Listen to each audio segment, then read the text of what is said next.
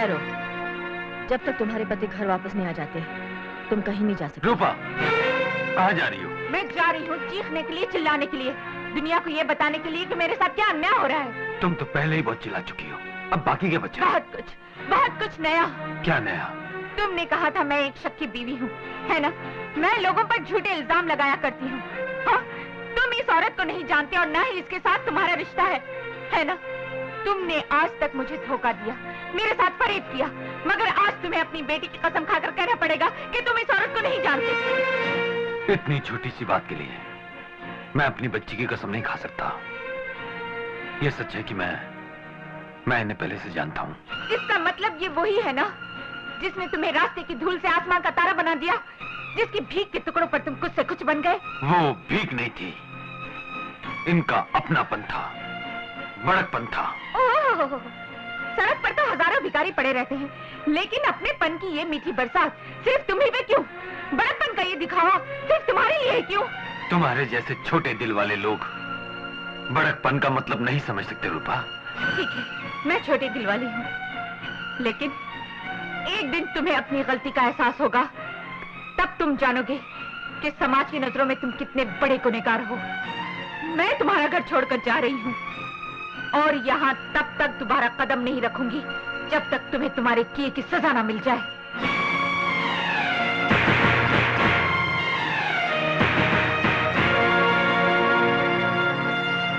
रोकिए ना उसे, घर की इज्जत बाहर जाकर तमाशा न बन जाए। तमाशा तो उसने बना ही दिया है, आपका, मेरा और अब खुद का भी। आज रूपा ने इस घर की चौखट ही नहीं लांगी, गृहस्थी को उस लक्ष्मण रेखा को लांगा है जिसकी सीमा में रहकर ही कोई परिवार सुखी रह सकता है। मैं come in sir? Please come in. जी सर। ये तुम्हारे ट्रांसफर ऑर्डर्स। मेरे ट्रांसफर ऑर्डर्स? हाँ, तुम्हें आज ही रिलीव होना है दिल्ली के लिए। लेकिन सर, मुझे यहाँ आए हुए सिर्फ 3 ही महीने तो हुए हैं, इतनी जल्दी ट्रांसफर की वजह? अब वजह भी सुनना चाहोगी तो सुनो।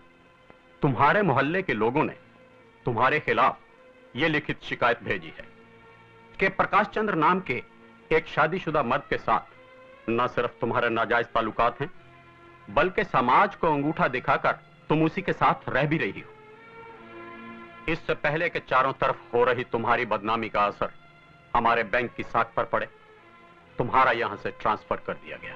सिर्फ अफवाह की बुनियाद पर मेरा ट्रांसफर कर देना बहुत बड़ा अन्याय है सर।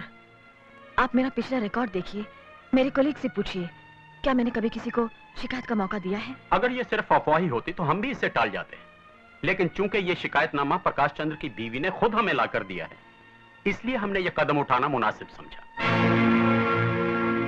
सर, अगर मैं ये ऑर्डर स्वीकार नहीं करती तो नियमों के मुताबिक मुझे नौकरी छोड़नी पड़ेगी, और अगर मैं स्वीकार करती हूँ तो मुझे अपना सम्मान खोना पड़ेगा।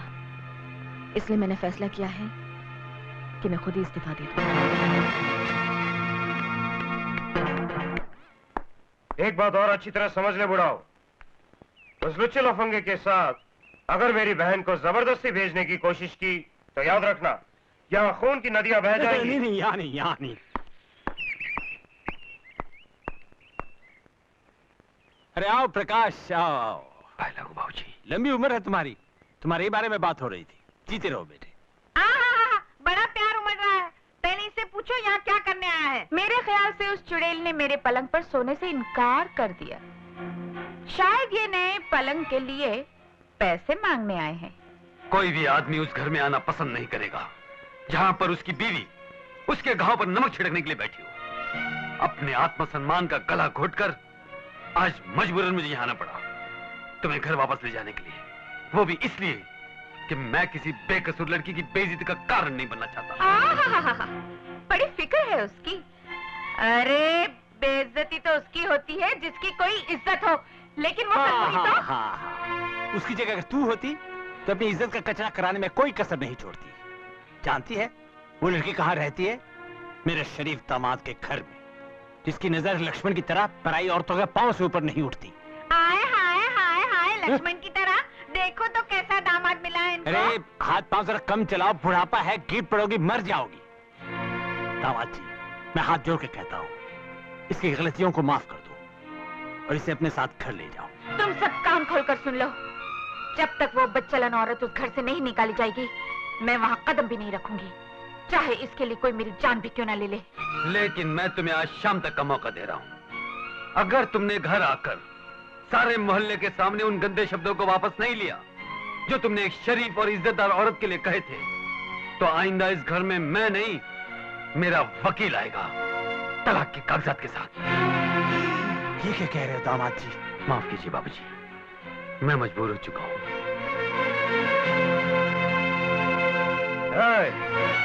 तुम्हारी इस बदतमीजी ने मुझे भी कुछ करने पर मजबूर कर दिया है, लेकिन मैं तुम्हारी तरह कोई वकील फकील नहीं भेजूंगा।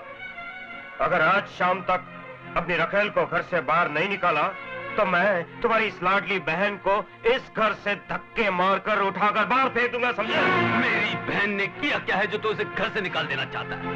क्या ये कभी अपने बेटे को ताले में बंद करके सिनेमा देखने गई? क्या कभी इसने अपनी सास से बेगानों की तरह मुंह मोड़ा है? क्या तुझ जैसे निकम्मे आदमी को इसने देवता के रूप में नहीं पूछा?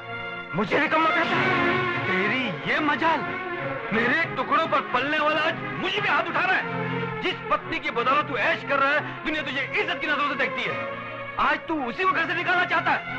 अगर मेरी बहन को कुछ हुआ, मेरे ही घर में मेरे पति पर हाथ उठाने की तुम्हारी हिम्मत कैसे हुई? तुम अपनी बहन को जितना प्यार करते हो, कोई दूसरा भी अपनी बहन से उतना ही प्यार कर सकता है। तुमने मेरे प्यार की खातिर बहुत कुछ खोया है भैया। आज इसे बहन के प्यार के लिए एक काम और कर दो, उस औरत को अपने घर से निकालकर मेरी भाभी को इज्जत के साथ अपने घर ले जाओ। और अगर तुम मेरी इतनी सी बात नहीं मान सकते, तो समझ लेना कि तुम्हारी एक बहन थी जो मर गई।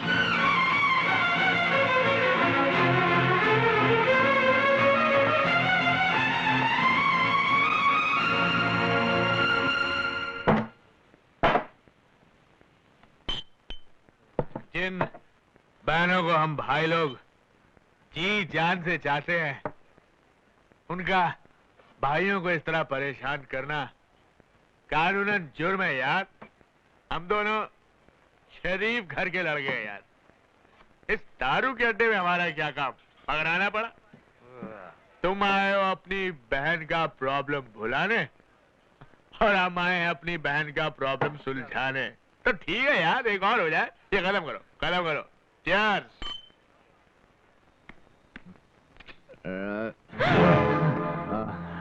भैया तुम? संभल गए। एक मिनट, ऊपर छोड़ के आता हूँ, सुला देता हूँ इसको। चल मेरे भाई।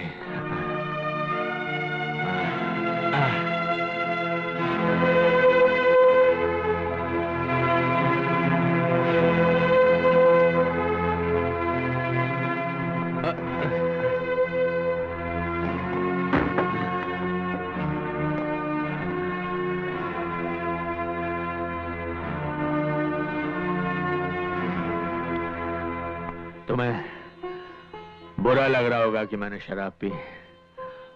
प्रकाश ने भी शराब पी, उसे तो ठीक से पीना भी नहीं आता।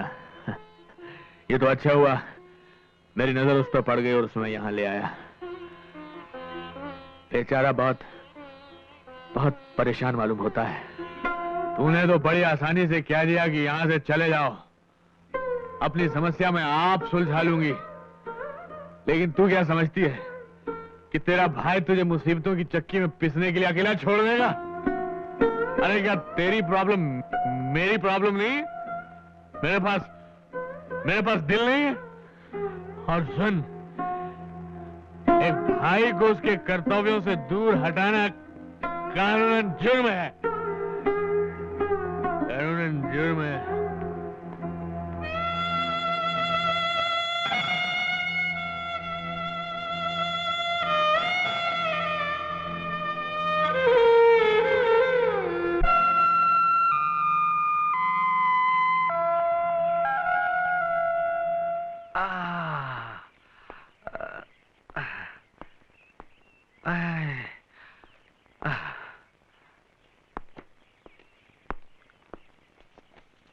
गुड मॉर्निंग पिंकी बेटे। अरे क्या हुआ? मैं तुमसे बात नहीं करूंगी। क्यों? एक तो रात को देर से आए, ऊपर से न जाने क्या क्या बोल रहे थे। पता है आंटी कितनी परेशान हुई? सॉरी बेटे। बोलना है तो आंटी को बोलो ना, मुझे क्या बोलते हो?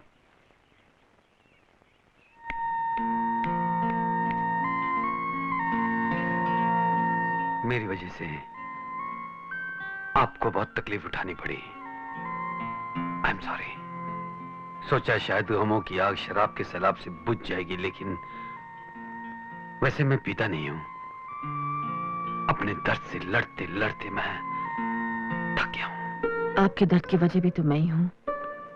फिर भी दुख किस बात का है कि आप जैसे समझदार और साहसी आदमी अगर घबराकर शराब का सहारा लेने लगे तो बदनामी के समुद्र में डूबी हुई मुझ जैसी को तो जहर पीकर मर जानी चाहिए।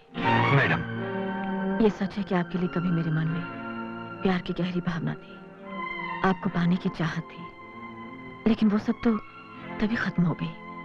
इसलिए आप ये मत समझिएगा कि मैं इस शहर में पुराने रिश्तों की वजह से चली आई हूँ। मैं तो यहाँ एक कोरे कागज की तरह आई थी जिस पर आपकी बीवी ने बदनामी की स्याही उड़ेल कर मुझे कहीं का नहीं छोड़ा। मैं इस घर में वही दाग धोने के इरादे से आई थी, लेकिन इसके बदले अगर किसी मासूम से उसके माँ बाप छिन जाए, ये मुझे मंजूर नहीं। मैं समझा नहीं। मेरी वजह से ही पिंकी की माँ घर छोड़कर चली गई और अब बाप ने भी शराब का रास्ता पकड़कर बच्ची से दूर जाने का फैसला कर लिया है। लेकिन मैं ऐसा नहीं होने दूंगी। आपकी पत्नी से सच कबूल करवाने का इरादा छोड़ दूंगी। मैं यहाँ से चली जाऊंगी। एक आप हैं जो समाज की उड़ती हुई उंगलियों का निशाना बनने के बावजूद मेरी बेटी के लिए अपनी हार मानने के लिए तैयार हैं, उम्र भर एक झूठे कलंक के साथ जीने के लिए तैयार हैं। और दूसरी तरफ रूपा है जो अपनी बेटी की ममता को बुलाकर आपको रुसवाई की आग में जलने के लिए छोड़कर यहां से चली गई।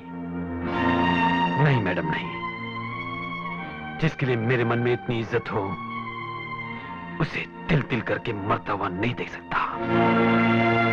मैं आपको हुक्म तो नहीं दे सकता, इल्तिजा कर सकता हूं। आप तब तक इस घर से न जाएं जब तक रूपा आप पर लगाए शर्मनाक इल्जामों को वापस नहीं ले लेती।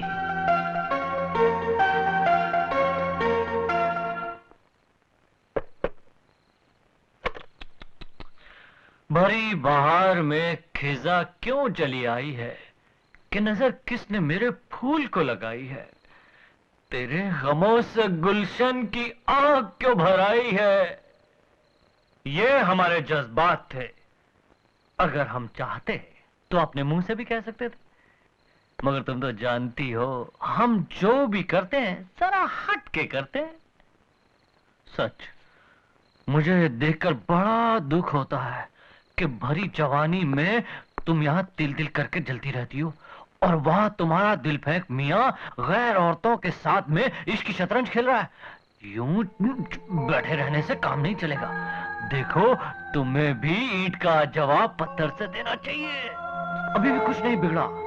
मैं भी वही हूं, तुम भी वही हो और हमारा प्यार भी वही है। बस बीच में एक छोटी सी दीवार है, उस दीवार को हटा दो और हम दोनों एक हो जाएंगे। ये मंगलसूत्र। इसने मुझे थप्पड़ मारा, इसका जवाब गुलशन देगा, लेकिन जरा। शिव बिना कैलाश, राम बिना अयोध्या और प्रकाश बिना ये दुकान अंधेरी है। जब तक अपनी परेशानियों से छुटकारा पाने का कोई रास्ता नजर नहीं आता तब तक ये दुकान बंद रहेगी। लेकिन मैं अपनी परेशानियों से तुम लोगों को परेशान नहीं करना चाहता हूं। तुम लोगों की तनख्वाह हर महीने की पहली तारीख को तुम लोगों के घर घर में पहुंच जाएगी। मालिक, बरसों से हमने इस दुकान का नमक खाया है। अगर छोटा मुंह बड़ी बात न लगे तो आप कुछ दिनों के लिए अपनी सारी चिंताएं भुलाकर अपना पूरा दिमाग घर की उलझने सुलझाने में लगा दीजिए। भगवान ने चाहा तो सब ठीक होगा। पुतली बाई के साथ रहते रहते मैं तो भूल ही गया था मेरे पास दिमाग भी है। बाबूजी, आपने अपना घर छोड़ने का फैसला किया, यह गलत है। हमारे साथ रहने का फैसला किया, यह और भी गलत है। घरों में तो ये सब कुछ चलता ही रहता है। इससे घबराकर आदमी अपना घर बीवी बच्चे थोड़ी छोड़ देता। क्यों नहीं? मेरा फैसला तो तभी बदलेगा जब पुतली बाई छाप धर्म पत्नी का दिमाग ठिकाने आए और वो अपनी लाडों को वापस भेज दे। क्यों? मेरी स्कीम बढ़िया है ना? नहीं बाबूजी, मुझे ये सब पसंद नहीं। पसंद तो मुझे भी नहीं, लेकिन वो कहते हैं ना, लोहा ही लोहे को काटता है। तो जाने दो, ये सब स्वादिष्ट मिठाइयां सामने रखी हो तो वो क्वीन की गोली को क्यों याद करें? शुरू करो, शुरू करो, हो जाए। रसगुल्ले बाबा, क्या बात है, क्या बात है, कमाल है। ये रसगुल्ले मेरे धड़कते दिल पर ऐसा असर कर रहा है जैसे कि रामबाण मलम। सुन जमाई राजा। जी बाबूजी। स्टैम्प पेपर कहाँ मिलेगा? अब इसकी क्या जरूरत आ पड़ी बाबूजी? बेटी, तेरी सास ने आज 30 साल से गोबर जैसी बेस्वाद चीजें खिला खिलाकर मेरे स्वाद की अर्थी उठा दी थी। आज ये रसगुल्ले खाकर मेरी बेजान जीभ में फिर से जान पड़ गई। इसलिए आज मैं अपनी सारी दौलत उन हाथों के नाम लिख देना चाहता हूँ जिन्होंने ये रसगुल्ले बनाए हैं। नाना जी, आंटी आपको इससे भी बढ़िया मिठाई बना के खिलाएंगी। अच्छा आप लोग चाय पीजिए, मैं पिंकी को स्कूल छोड़ के आती हूँ। अच्छा ठीक है, स्कूल छोड़ाओ, उसके बाद मिठाई बनाना, बढ़िया मिठाई मेरे लिए। टाटा डैडी, टाटा नाना जी। भगवान ने इन दोनों के बीच जो प्यार का बंधन बांध दिया है उसे कोई नहीं तोड़ सकता। मुझे भी इसी बात का डर है। अरे क्या है? अरे बोल तो सही, क्या है? अरे ये क्या? तुम तो ऊपर से नीचे तक बदल गए हो, कहीं सखिया तो नहीं गए? अरे रूपा, रूपा इधर तो आओ, देख तो सही अपने पाँव को। कमाल है।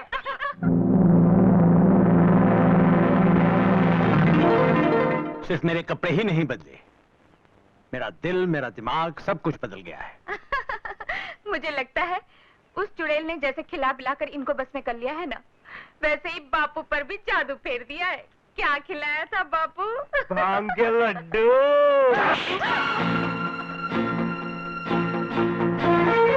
सालों की कड़वाहट के बाद आज मुझे किसी के हाथों की रस भरी मिठाइयां मिली, जिसकी मिठास ने मेरे भीतर सोए मर्द को जगा दिया।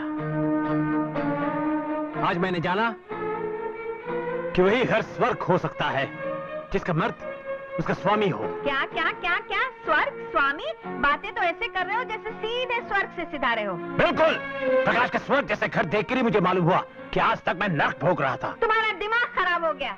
जिस घर में तुम्हारी बेटी की सौतन तुम्हारे दामाद के साथ गुलछर्रे उड़ा रही हो, उस घर को तुम स्वर्ग कहते हो?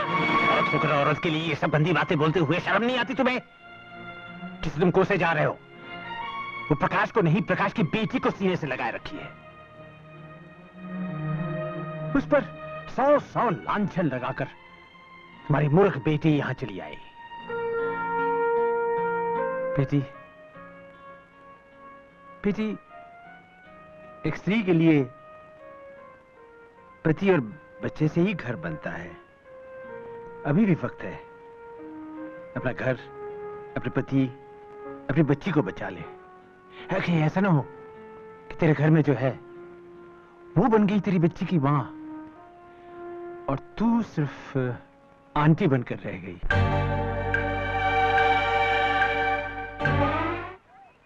मेरी रानी बिटिया, मेरी प्यारी गुड़िया, एक बात बता, तू कहाँ सोती है? अपने कमरे में। और डैडी?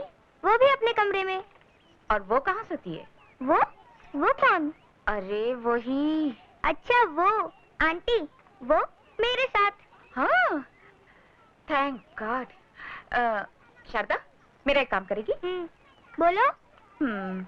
हाँ, घर जाकर डैडी से कहना, डैडी डैडी मैं तब तक खाना नहीं खाऊंगी जब तक आप आंटी को घर से बाहर नहीं निकालते और मम्मी को घर नहीं ले आते। कहोगी ना? हाँ, अच्छा बता क्या कहेगी? मैं कहूंगी, डैडी डैडी मैं तब तक खाना नहीं खाऊंगी जब तक आप आंटी को घर से बाहर नहीं निकालेंगे और मम्मी को वापस घर नहीं लाएंगे। ऐसा मम्मी ने कहने को कहा है।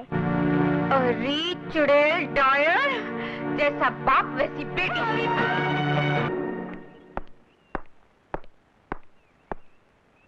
पायला बाबूजी, मुझे रूपा से अकेले में कुछ बातें करनी है, अगर आप लोगों की इजाजत हो तो।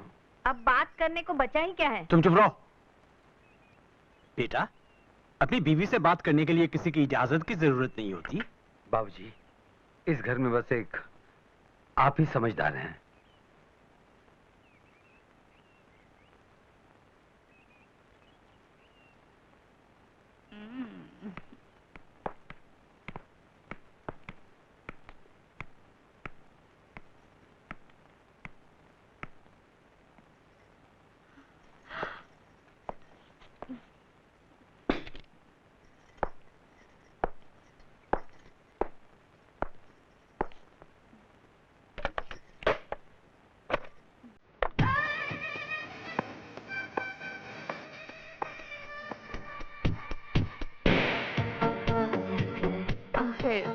प्यासे को कुएं के पास आना ही पड़ा ना, है ना?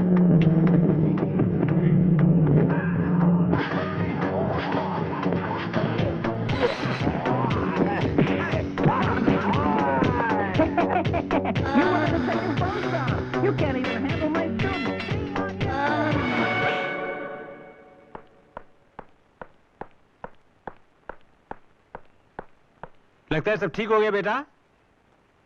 जी हाँ। तो रूपा को तुम साथ ले जा रहे हो ना? अगर वो मेरे साथ अकेले चलने के लिए तैयार है तो। डरो मत, हमें से कोई उसके साथ नहीं जाएगा। मेरा ये मतलब नहीं था बाबूजी। फिर? मैं उनकी बात कर रहा था जो रूपा के हमेशा के साथी बन चुके हैं। मतलब? मतलब ये, रूपा का झूठा अभिमान, उसकी जिद, ईर्ष्या, द्वेष, बदले की भावना, अगर वो इनको हमेशा के लिए छोड़ने के लिए तैयार है, तभी मैं उसे अपने साथ ले जाने के लिए तैयार हूँ। देखिए जरा इधर देखिए, जरा देखो तो क्या हालत बनाई है मेरी बेटी की। अरे तू आदमी है या जानवर? तेरी फूल सी बच्ची को किस बेरहमी से मारा है तूने? भला कोई आदमी अपनी औरत को इस तरह मारता है, वो भी उसके माँ बाप के घर में? मेरी बहन पर तूने जो जुल्म किया है, उसका जवाब तेरी बहन की हड्डियां तोड़कर मैं अभी देता हूँ। खबरदार, एक भी कदम आगे बढ़ाया तो मैं तेरी टांगे तोड़ दूंगा।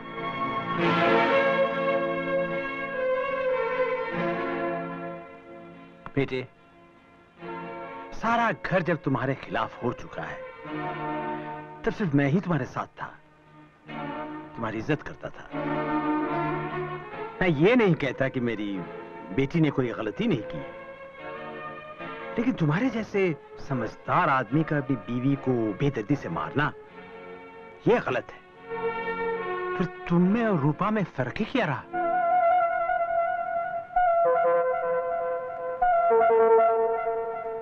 पिंकी, इधर आओ बेटा।